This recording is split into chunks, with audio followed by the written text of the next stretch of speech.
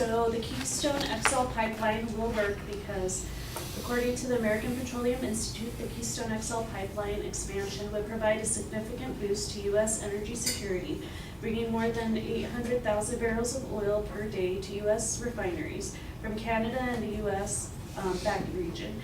Crude imports from Canada could also reach 4 million barrels a day by 2030, about twice what we currently import from the Persian Gulf. So this means less oil from nations that are politically unstable. Oil from North America will be more available, and creation of jobs within North America, specifically within the U.S. Another reason why the pipeline should be built is that according to the U.S. Department of State Bureau of Oceans and International Environmental and Scientific Affairs, the proposed project would, if permitted, include processes, procedures, and systems to prevent, detect, and mitigate potential oil spills that could occur during construction and operation of the pipeline. So construction will be monitored to minimize environmental damage. Operations will also be closely monitored to prevent this. The negative is wrong in their assumptions that we shouldn't build the pipeline because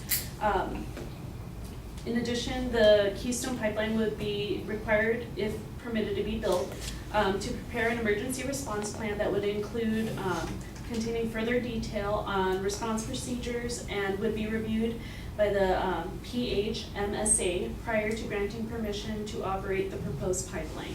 Keystone would incorporate into these plans lessons learned from past spills, such as the pipeline rupture of 2010 that affected the Kalamazoo River in Marshall, Michigan. For example, Keystone would, if permitted, procure equipment required to respond to sunken and submerged oil and ensure that their personnel were appropriately trained. So oil spills are always going to be a risk factor, but the Keystone XL will have the newest and greatest safety measures and plans in place to prevent and clean up spills. We have knowledge from previous spills that have happened, and that knowledge will help us to prevent future spills. And additionally, the Keystone Pipeline will have their staff trained to act properly if a spill does occur. So preventing the construction of the pipeline does not mean lowering the amount of emissions also. Moving oil by rail or truck is not a solution because it may lead to even more emissions than having it travel through the pipeline.